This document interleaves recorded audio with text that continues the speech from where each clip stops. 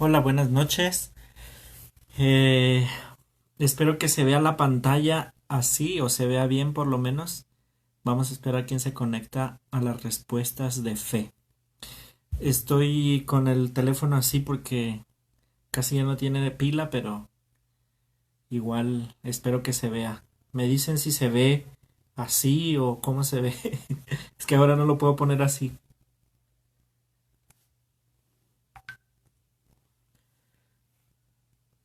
Vamos a esperar poquito para ver quién entra.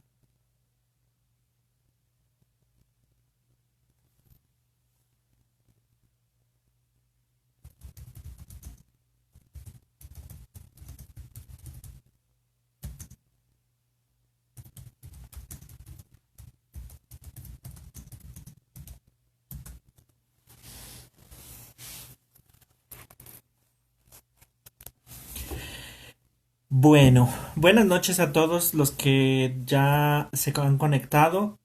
Este, pues vamos a empezar esta. eh, ok, se ve bien horizontal, ok. Vamos a empezar con estas respuestas de fe. Em, por ahí alguien me había dicho que, bueno, ya me había hecho una pregunta y quisiera responderla antes de empezar con con sus preguntas de ustedes. Em, la pregunta de la persona era, dejen abrir el,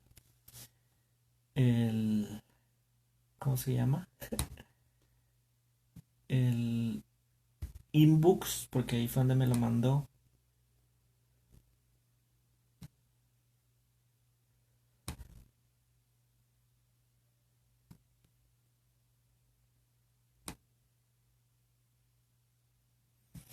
Es de una persona que es homosexual y la pregunta de esa persona dice, ¿qué dice la iglesia de la homosexualidad? Y qué, pues, cómo se comporta. Bueno, la respuesta es un poco complicada porque, pues, la iglesia es muy grande, muy vasta. Entonces, dependiendo de cada circunstancia, de cada lugar, de la misma cultura, pues la gente responde de una manera diferente a, a personas homosexuales o a personas con atracción a su mismo sexo, vamos a decirlo así. ¿Y qué piensa la iglesia de esto? Pues respeta. Primero que nada, respeta. Tenemos un papa hoy, el Papa Francisco, que ha como, como ha querido como acoger también a esas personas y no hace como lo tradicional que hacemos en la iglesia de satanizar, de hacer un lado, de está condenado, es antinatural. Sí, sabemos ese tema, pero el Papa ha querido como, más bien como que incluirlos dentro de la iglesia, estar como, como en, ahora sí como dice el Papa, ¿no? De puertas abiertas, de, con una actitud de apertura.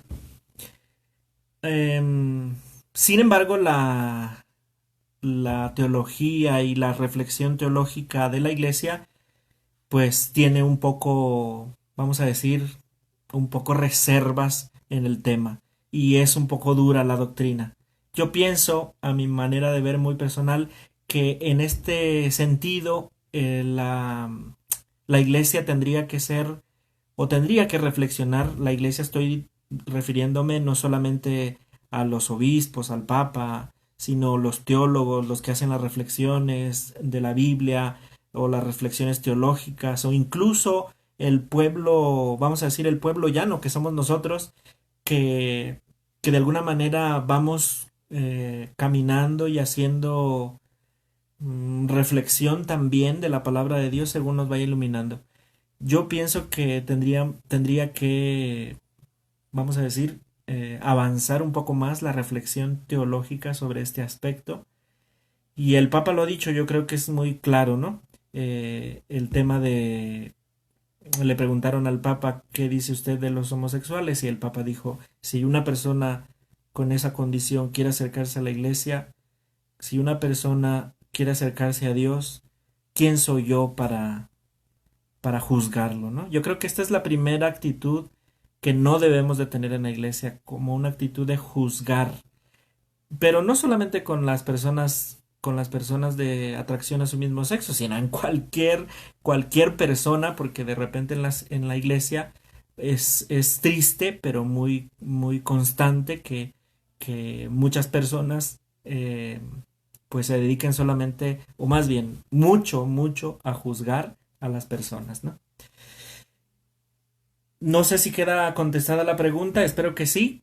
Eh, Como digo, es una pregunta muy complicada con una respuesta también muy complicada que no agrada a todo el mundo. Yo solamente quise responder a la pregunta que me hicieron, ¿no? Paz y bien. ¿Me podría informar qué significan los 46 rosarios de la Virgen María? Según tengo entendido, son las 46 estrellas que tiene la Virgen en el manto. Es decir, mm, si nosotros nos ponemos a contar en la tilma de San Juan Diego, eh, vamos a decir sí, en el manto de la Virgen, que es verde, se encuentran pequeñas estrellas. Esas estrellas, según tengo entendido, son 46 y por eso los rosarios que dedican a la Virgen María en este tiempo pues son 46 rosarios de la Virgen María. Pero recordemos que el origen del rosario se remonta a Santo Domingo de Guzmán, que es recordar los misterios de Jesús, es decir, desde el nacimiento de Jesús hasta su muerte, pasando por el bautismo, la predicación evangélica, los misterios de la infancia, ¿no? El rosario que conocemos, pero adecuado a las 46 estrellas que tiene el manto de la Virgen de Guadalupe. Mm, Ahora, rosario también significa no solamente los 46 rosarios, sino rosario también significa corona de flores. Entonces, lo que le ofrecemos 46 veces por las 46 estrellas de su manto de la Virgen, le ofrecemos 46 guirnaldas o coronas de flores a la Virgen. Y esto lo hacemos pues rezando el rosario, ¿vea? Entonces, no sé si quedó respondida ahí la pregunta de Elsa Díaz. Voy a saludar a los que se están conectando y están mandando saludos. Mario Antiveros, Grecia Montes, no, perdón, Grecia García, perdón. Sol Salaís, hola, paz y bien. Karen Perullero, buenas noches. Igualmente otro abrazo de vuelta. Y espero alguna otra pregunta de ustedes. No sé si quedó respondida la pregunta de Elsa Díaz, pero es la noción que tengo yo de los 46 rosarios. No sé si alguien más tenga alguna pregunta. Por si hay alguna pregunta en el aire, como dice Isabel Pantoja.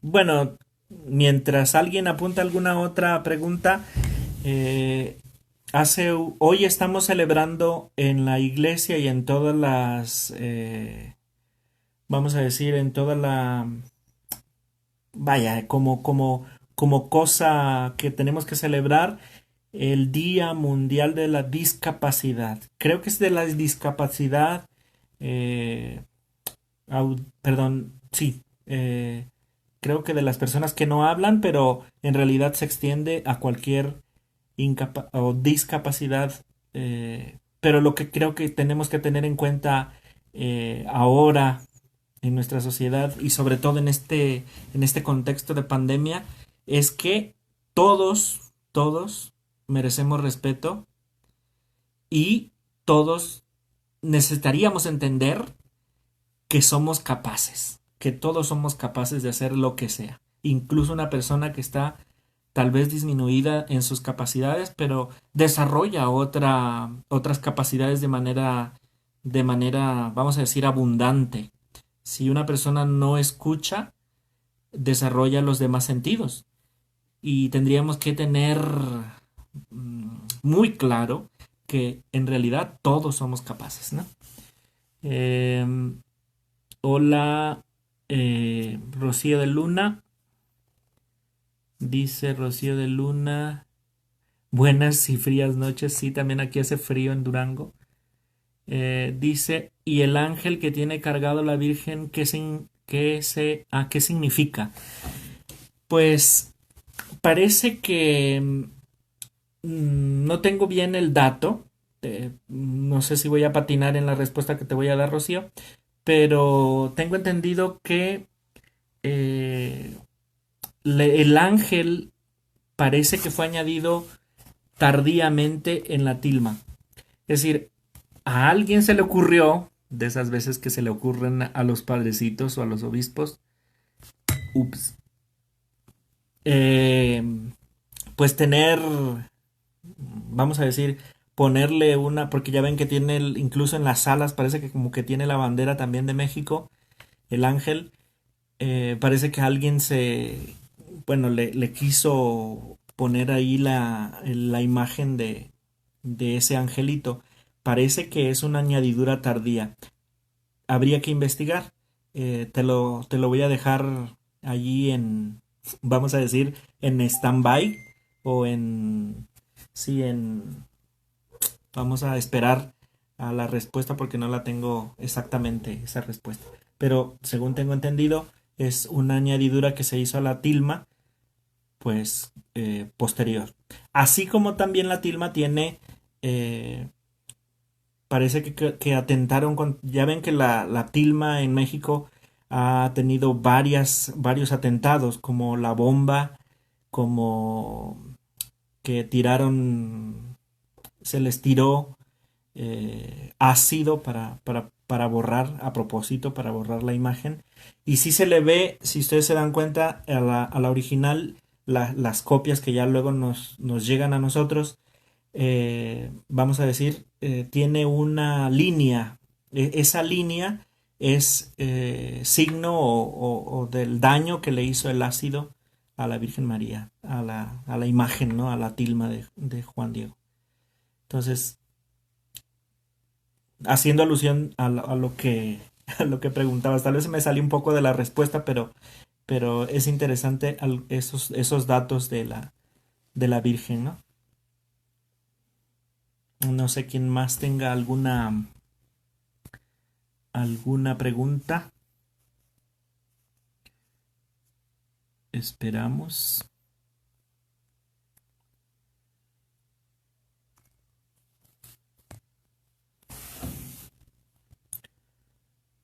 Como quiera voy a ver en el en vivo, pero en la computadora para que no para que no me agarren desprevenido.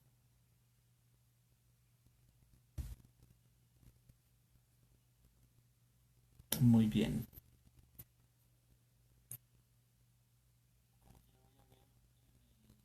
Ahí está. Estoy esperando alguna otra pregunta de ustedes. Es interesante por las preguntas, ¿no? Que están saliendo porque se acerca ya la solemnidad de la Virgen de Guadalupe, que es patrona de México, emperatriz de las Américas y de las Filipinas. Pero también hay que recordar que celebramos otra fiesta importante y sobre todo para la orden franciscana, para nosotros los franciscanos, que es la Inmaculada Concepción. La Inmaculada Concepción de María, que defendió bueno, que ya se creía en la Inmaculada Concepción, pero que termina de defender un franciscano cuyo franciscano es ahora beato, Juan Duns Escoto, que defendió la Inmaculada Concepción de María, el dogma de la Inmaculada Concepción de María. Y esta advocación de la Virgen María o su Inmaculada Concepción, pues lo celebramos el 8 de diciembre, antes de la fiesta del 12 de diciembre, de la Gran Solemnidad en México. Pues ese día también mi pueblo natal está de fiesta porque celebramos a la Inmaculada Margarita Concepción. Es un nombre particular que utilizamos nosotros para decir a la Virgen. Margarita significa en griego margaritón, significa pura, y de ahí por eso pura, que casi estamos diciéndole a la Virgen igual, Inmaculada, ¿no? Inmaculada Concepción. No sé si alguien más tenga alguna pregunta.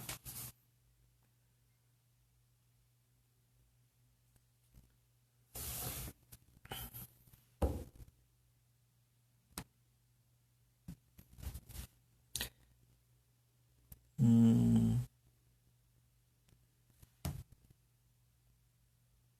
Saludos, Lucy Mesa. Que pase buena noche. Seguimos esperando alguna pregunta para responderla desde la fe. Recuerden que este espacio se llama Respuestas de Fe. Eh, Respondo a sus preguntas, a las preguntas que ustedes me hagan.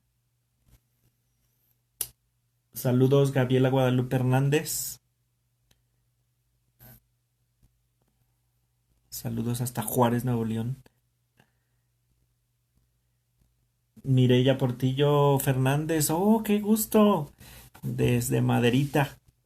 Mucho me acuerdo de las andadas de allá en Madera, y también pues quiero mucho a Madera y lo saludo también con mucho gusto. ¿Alguna pregunta para responderla desde la fe? Pueden preguntar cualquier cosa, de la fe, no tengan ninguna pena, no tengan ninguna vergüenza.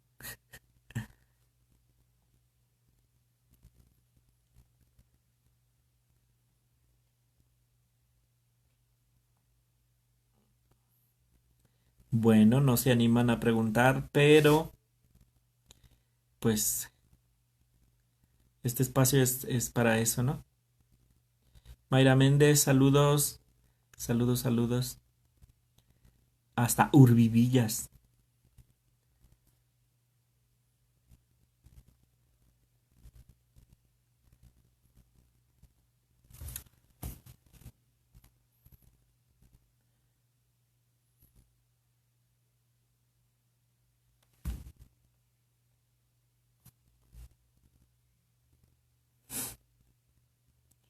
No recuerdo si alguien más tenía alguna otra pregunta, sobre todo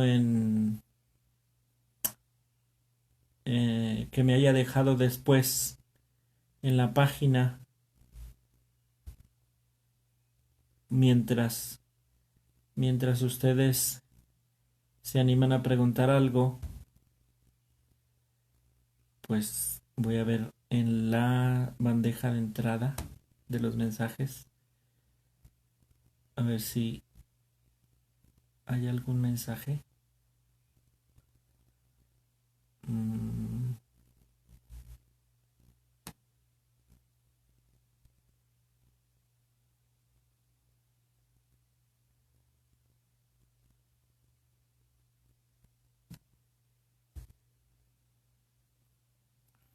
Creo que no tengo ninguno.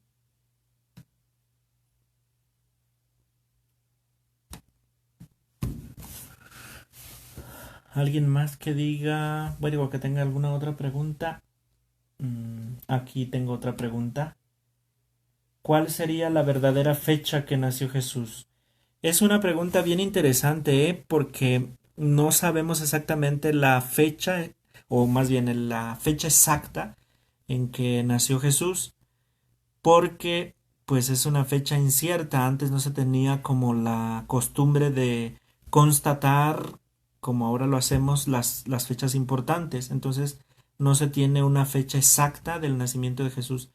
pero la iglesia, recuerden que se rige no solamente por las fechas, sino por la luna, por las estrellas, o sea, desde tiempos inmemorables, incluso los mexicas, los pueblos originarios de México también se guiaban por las estrellas y realizaron pues sí, todas las ciudades, grandes ciudades como Tenochtitlán, como los mayas allá en Chichen Itzá y en Palenque, en Chiapas, todas esas ciudades las hicieron pues viendo las estrellas, también en la iglesia y también como en las culturas semíticas, vamos a decir, se tiene el contar por las lunas que, pues sí, que hay durante el año.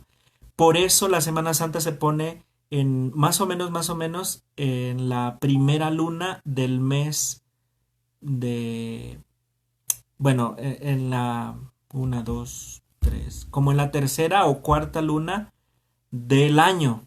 Entonces, para que coincida, también se ve no solo a la luna, sino también con relación al sol. Entonces, siempre la Navidad la festejamos, o el nacimiento de Jesús lo festejamos en el solsticio de invierno, como signo o imagen del sol, de aquella expresión que dice el profeta, eh, no, perdónenme, San Lucas, en el cántico de Zacarías, cuando dice que sol que nace de lo alto. Entonces, el solsticio de invierno es como un signo, un símbolo del nacimiento de Jesús. Por eso, cada Navidad o la Navidad la celebramos el 25 de diciembre.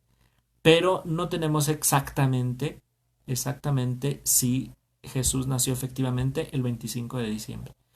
Digamos, días más, días menos, pero más o menos alrededor de esa fecha, porque se tiene constatación de no solamente de en relación a la luna, sino también a la relación con el sol. No sé si quedó respondida ahí la pregunta. Eh, saludos a Jesús Cázares. Bueno, Jorge. Ay, eh, tengo otra pregunta aquí. Esa, por ejemplo, de Ivette García. De Rocío dice, el tema pasado, las cenizas de un difunto se pueden también sepultar en un panteón. Mm, vamos a decir, costumbre no es enterrar las cenizas, sino ponerlos en nicho. Es decir, lugares específicos donde ponemos, vamos a decir, las cajitas o las urnas donde nos dan a nuestros difuntos ya incinerados. Pero regularmente son, vaya, son eh, urnas o lugares específicos donde, ya sean las iglesias o en los panteones, donde se ponen las cenizas. Ahora, haciendo alusión a lo que decíamos la vez pasada, cuando le respondí a esta pregunta del si era lícito o si la iglesia permitía o no la incineración, pues la iglesia dijimos sí permite la incineración, pero las cenizas se deben de tratar con decoro. ¿Por qué? Porque es una persona la que está, vamos a decir, la que está allí, eh, al final de cuentas es una persona, las cenizas de una persona, y es digno de veneración, de respeto, ¿no? Entonces, pues no podemos enterrarla, por ejemplo, en un lugar para que luego nazca un árbol grandísimo y yo recuerde que allí están las cenizas, eh, con relación a ese árbol que da sombra y estoy bajo la, vamos a decirla, bajo la sombra de fulano de tal que está enterrado ahí sus cenizas. Dijimos que más bien depende si la forma de cómo vamos a dejar en la última morada las cenizas va o no en contra de la dignidad de cada persona, aún aunque aunque ya es incinerada, ¿no? No sé si se respondió allí a la pregunta de Rocío de Luna. Ahora dice Mayra Méndez, ¿qué opina usted de servir a Dios y servirse de las cosas de Dios? ¿Alguna vez hicieron referencia a que muchas veces se confunden las personas que están en este camino?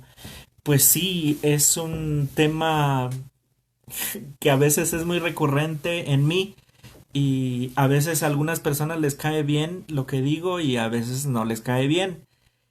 Pero es cierto, en la iglesia y en cualquier religión, no solamente la católica, pues a veces las personas se aprovechan de su estatus, eh, se aprovechan de su, vamos a decir, de su poder, entre comillas, para, pues sí, para servirse ellos, para satisfacer su egoísmo, para satisfacer una cosa que, vamos a decir, una cosa que es para servir, como tú mismo lo dices, Mayra, y dices eh, servir a Dios, pero muchas veces, por desgracia, con tristeza, con impotencia, vemos que muchos se sirven de, pues, de ese servicio que tenemos que hacer. El verdadero poder, dice el Papa Francisco, el verdadero poder de la iglesia y del Papa y de todos los que estamos en la iglesia, el verdadero poder es servir.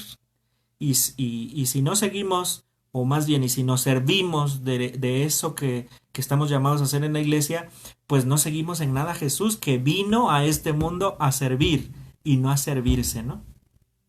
Entonces, es complicado el tema porque, pues, con tristeza vemos muchos malos ejemplos, muchas cosas que de repente, no sé, como vamos a decir, que no deberían pasar en la iglesia, pero por desgracia y por la humanidad, por la limitación humana, pues se dan, ¿no? No sé si quedó respondida ahí la pregunta de Mayra Méndez. De nada, Rocío de Luna, también por tu pregunta. Gracias. Martín Solís dice, platíquenos su experiencia con el COVID-19. Híjole, eh, me toca fibras ese tema porque fue una experiencia muy, vamos a decir, muy enriquecedora para mí.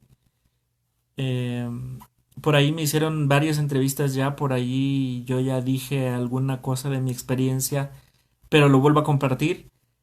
Como digo, son experiencias que marcan y que si la sabemos aprovechar esa experiencia, pues podemos sacar mucha cosa buena de esa experiencia, ¿no?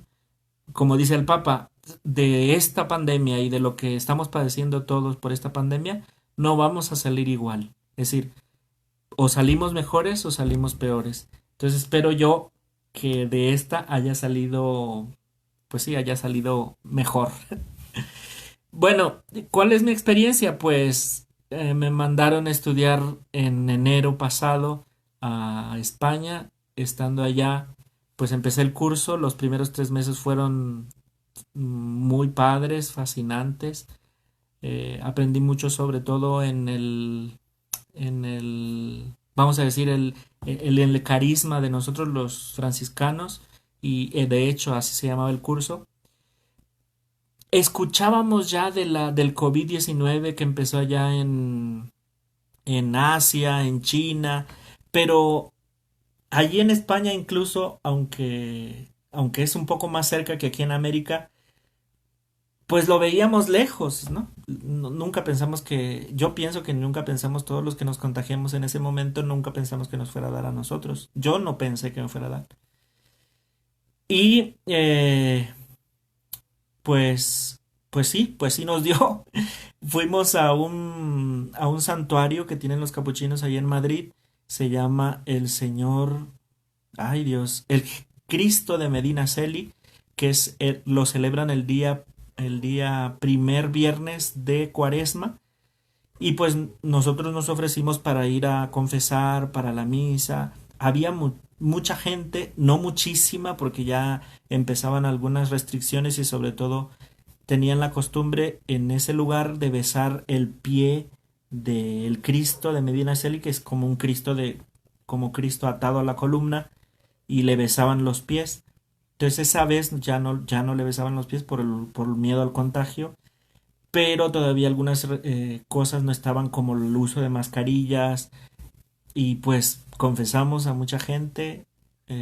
Yo me recuerdo que estuve confesando varias horas en el día y luego celebré también la misa junto con otros dos hermanos capuchinos, de un hermano capuchino de Guatemala y otro de Perú. Y pensamos que allí fue donde nos contagiamos, porque luego pues varios hermanos, por gracia de Dios, no eran hermanos mayores, varios hermanos nos contagiamos, incluso una religiosa capuchina sacramentaria. Fue estar metido en mi cuarto por más de, no sé, un mes y medio, porque estuve en el hospital también 7 días y más o menos estuve 15 días aislado ya con la enfermedad, con los síntomas, y luego 7 días en el hospital y otros 15 días después de salir del hospital por recomendación del pues sí, del doctor. Entonces, fue una experiencia de verdad límite, sobre todo cuando ya entré al hospital. Escuchar las historias que ya se oían en los diferentes países o escuchar también lo que pasaba en Ecuador, que dejaban tirados a los difuntos en las calles. Escuchar tantas noticias sobre el COVID-19 y todos los estragos que estaba haciendo en el mundo, pues era, yo cuando entré en el hospital, seriamente yo pensé, no voy a salir de ahí, no la voy a hacer, o me van a, como tiene la idea uno pues sí, de la atención médica de aquí de México, pues más o menos pensaba yo, pues va a ser así, ¿no? Pero cuando entré al hospital me dio mucha tranquilidad, sobre todo que era una atención muy buena, muy amables las personas, con todo su equipamiento para protegerse, pero con toda amabilidad, no tenían ningún, vamos a decir, como una cosa de que nos trataran mal o que nos hicieran a un lado como apestados. No, fue una atención muy buena. Incluso yo pensaba que era un hospital privado porque era la atención muy buena y sí tenía una persona ahí junto a mí en una cama en el mismo cuarto, pero que era de nacionalidad estadounidense y pero digo, cada uno independiente y todo era muy bueno, el hospital era muy bueno.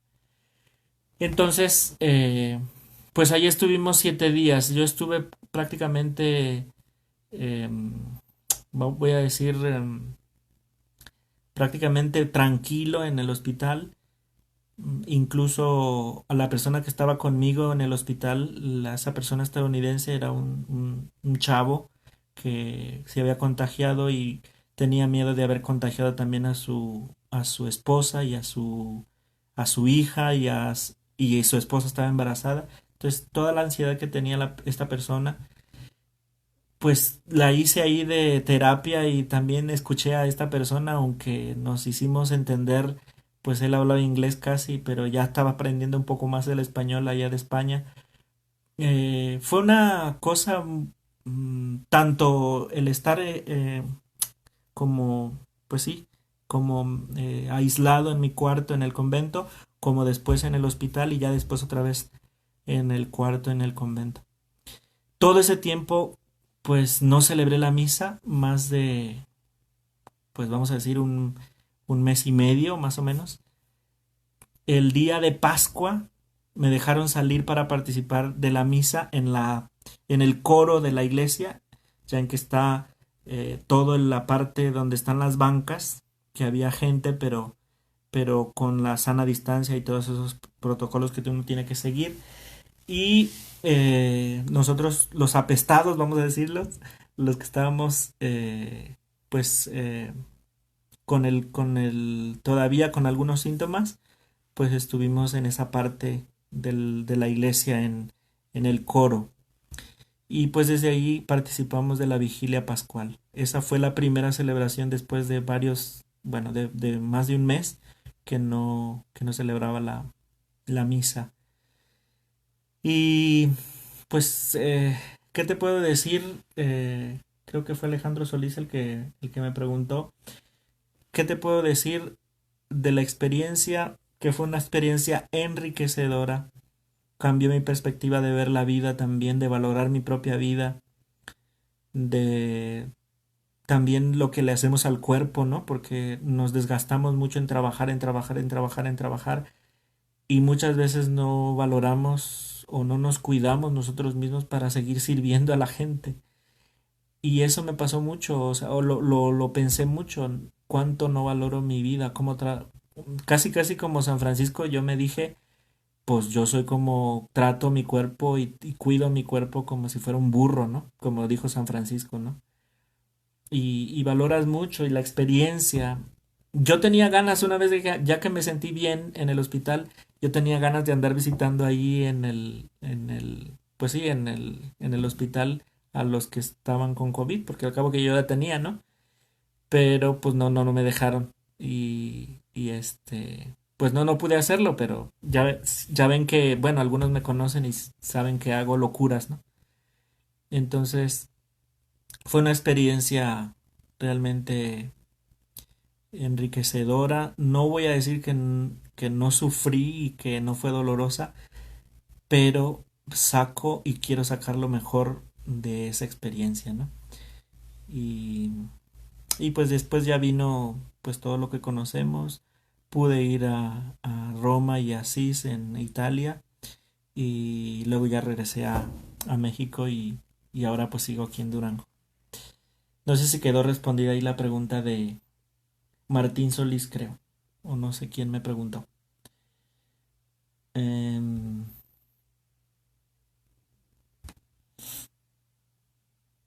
Vamos a ver. Ah, tengo varias ya.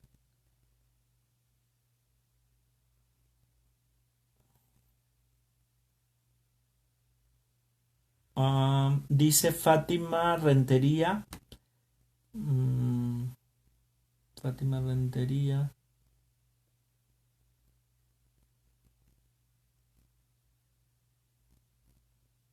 Martín Solís. De nada, Martín.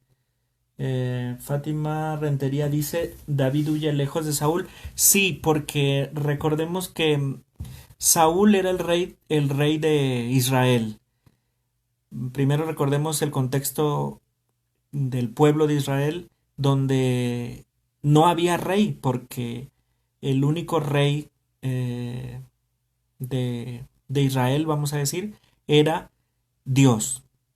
Pero los israelitas, porque vieron que alrededor, los pueblos de alrededor tenían, eh, vamos a decir, tenían rey, pues también dijeron ellos, pues queremos tener un rey.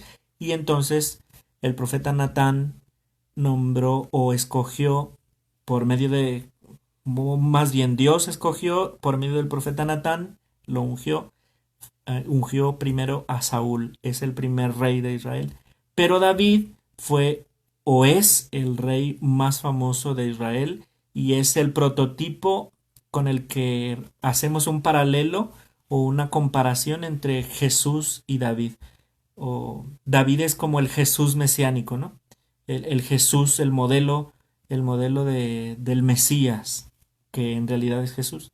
Entonces, ¿por qué huyó David de Saúl? Porque Saúl lo quería matar, porque Dios le quitó su favor, o le quitó, vamos a decir, le quitó el querer, eh, como Dios dijo, ya no quiero que sea rey, entonces empezó a buscar otro, digamos Dios, y Natán fue con Jacob, y el hijo de Jacob, el más chiquito, se llamaba David, pues fue elegido como el rey de Israel. Entonces, Saúl todavía reinando, pues sí, persigue a David, pero David le da una, vamos a decir, una cachetada con guante blanco, porque tuvo en sus manos a Saúl, lo pudo matar, pero no lo mató. Eh, Él dormido en una cueva, David llega hasta donde está Saúl y solamente corta un pedazo del manto de Saúl. Cuando ya estaba lejos, desde una montaña, David le muestra el pedazo de manto a Saúl con el que le hace señas de que estuvo al lado de él y lo pudo haber matado, pero no lo mató. Entonces, por eso huía David de la presencia de Saúl, porque Saúl lo quería matar por envidia, porque Dios había escogido rey ya a David por lo mal que lo había hecho, digamos, Saúl, ¿no? No sé si quedó ahí respondida más o menos la, la respuesta a Fátima Rentería. Voy a ver otra pregunta que tiene: ¿cómo hablar con Dios sin que los ruidos interiores y exteriores interfieran en esta comunicación para poder escuchar lo que Él me dice o me pide? Es una tarea, vamos a decir, ardua, pero también es una tarea sencilla y San Francisco lo propone muy sencillamente. No hay que acallar los ruidos interiores, que son los más difíciles de asumir, porque de repente podemos pensar, quiero hacer oración, pero se escucha el ruido del camión, el panadero con el pan, ¿no? Aquí en la capilla aquí de nosotros, o se escucha pues el ruido exterior, pero lo más difícil ciertamente es acallar nuestro ruido interior, las preocupaciones, lo que cada uno lo que cada uno está experimentando en su vida, la preocupación que tiene, el reto personal que le cuesta más, que quiere extirpar de raíz, que tampoco no es la solución. Pues, ¿cómo poder hacer esto? Pues con el discernimiento. Y San Francisco tiene un tipo de discernimiento muy, vamos a decir, yo tenía un librito exactamente sobre el discernimiento en San Francisco de Asís, que luego ahí se lo consigo a Mari Ontiveros, con algunas pautas para hacer un buen discernimiento a la manera franciscana. Porque recordemos que el discernimiento lo acuña o lo enseña Ignacio de Loyola. Hoy estamos celebrando también a Francisco Javier, que es un compañero de San Ignacio de Loyola, pero su estilo del discernimiento es diferente al nuestro. Nuestra oración es más afectiva, de escuchar los sentidos, de escucharnos a nosotros mismos. Para Francisco lo que hay dentro de nosotros no es ruido, sino realmente lo que traemos. Y dice Francisco, hay que experimentar, hay que sentir lo que uno trae dentro, no querer acallarlo, porque nuestra espiritualidad no es, vamos a decir, poner la mente en blanco y que Dios me hable. No, no, no, es como una forma muy carmelitana o muy jesuítica. Siempre nuestra relación o discernimiento con Dios tiene que ver más con lo afectivo, con el sentimiento, con los sentidos, con lo que siento, aunque no se escapa tampoco la razón, o sea, hay que también dar razón de lo que Dios me va pidiendo, ¿no? No sé si se responde un poco la pregunta, pero quedamos pendientes del libro que le quiero, bueno, que da unas pautas para el ser un buen discernimiento, sobre todo en la relación personal con Dios, eh, de acallar los ruidos interiores, exteriores, para que no interfieran en la comunicación y poder escuchar bien a Dios. Hay un lugar esencial donde se le puede escuchar realmente a Dios, en el hermano, y en el hermano concreto que sufre. Y esto es fundamental en Francisco, porque escucha al leproso, besa al leproso. Y es digamos, una manera, una forma de nuestra espiritualidad muy afectiva, pues sí, muy sentida, ¿no? Muy concreta. No sé si quedó respondida ahí la pregunta.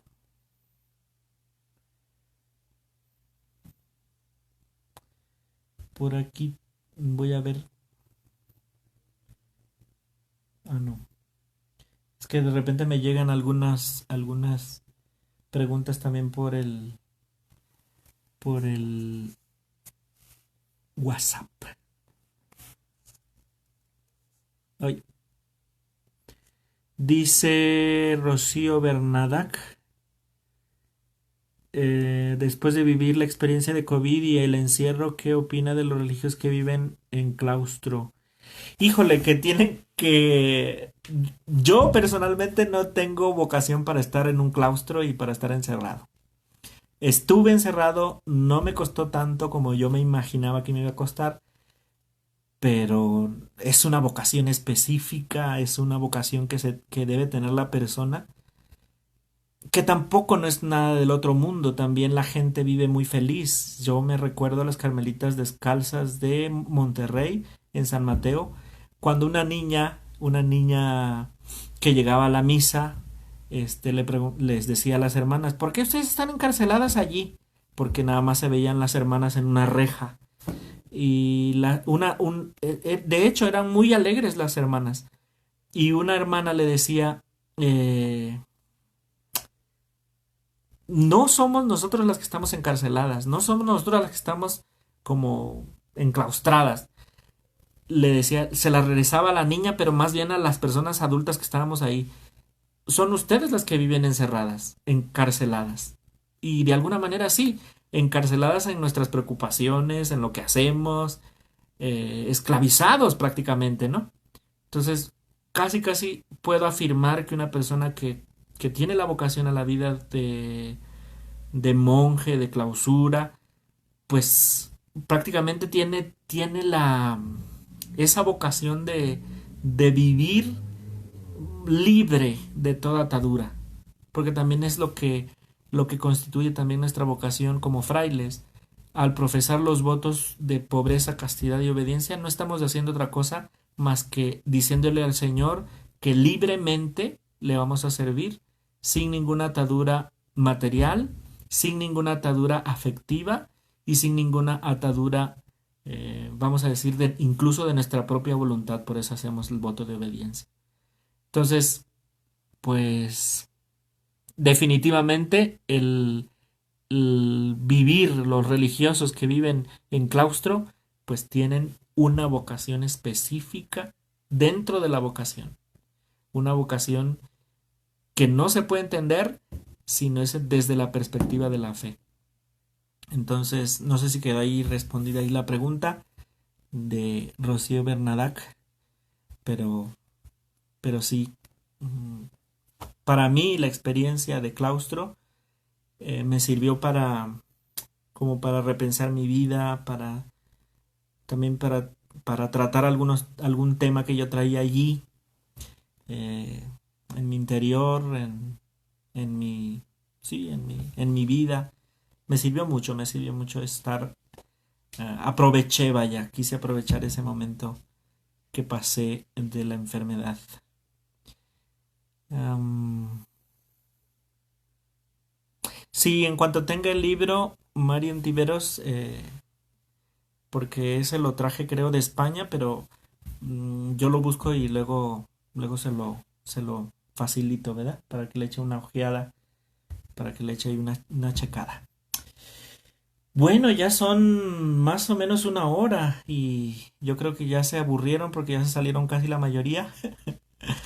Eh, pues voy a dar por terminada esta transmisión, aunque si ustedes tienen alguna pregunta que no hayan podido hacer en esta transmisión, me la dejan por inbox, ya sea en la página o en mi perfil personal. eh, Me lo dejan allí y yo empiezo contestando esas preguntas.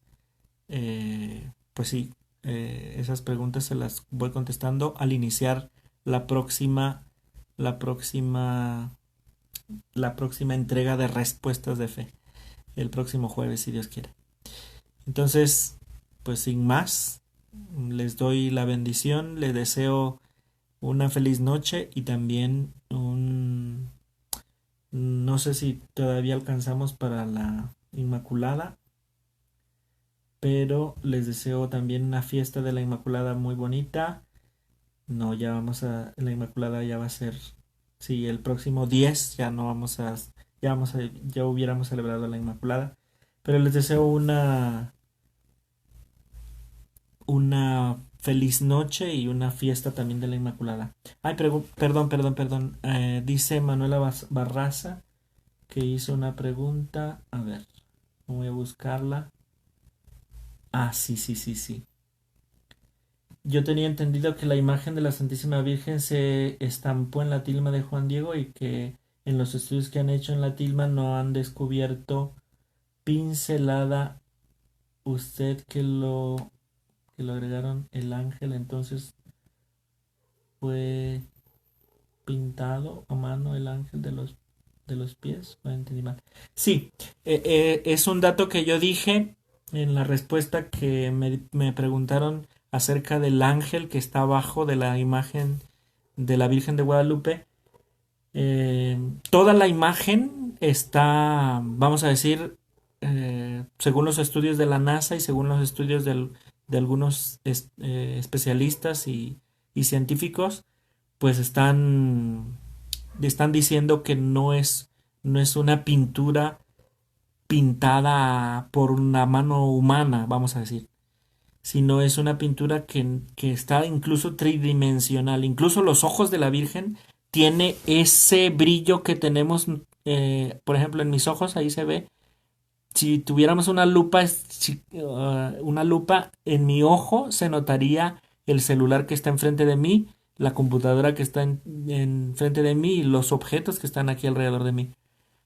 La Virgen también tiene ese efecto en los ojos. Tiene las personas que estaba viendo en ese momento que se apareció en la presencia del obispo Juan de Zumárraga y se ven algunos personajes allí, están esos estudios. Entonces no es una pintura, vamos a decir, normal, no es una pintura que haya hecho la mano humana, pero sí, eh, ese dato lo voy a checar y lo voy a responder la semana que viene. Sí pudo haber sido un añadido esa parte de abajo de la tilma, ¿no? Entonces, como un parche, digamos, ¿no? Pero, como digo, voy a responderlo la próxima vez que nos veamos, el jueves 10 de diciembre. Y así queda respondida completamente su pregunta, mm, Manuela Barraza Alvarado. Muy bien, entonces no me queda más que darles la bendición y desearles lo mejor y buenas noches. El Señor les bendiga y les guarde, les muestre su rostro y tenga misericordia de ustedes, les mire benignamente y les conceda su paz. El Señor les bendiga, hermanos, hermanas, en el nombre del Padre, del Hijo y del Espíritu Santo. Amén. Muchas gracias por seguirme y seguimos el próximo jueves con respuestas de fe. Paz y bien.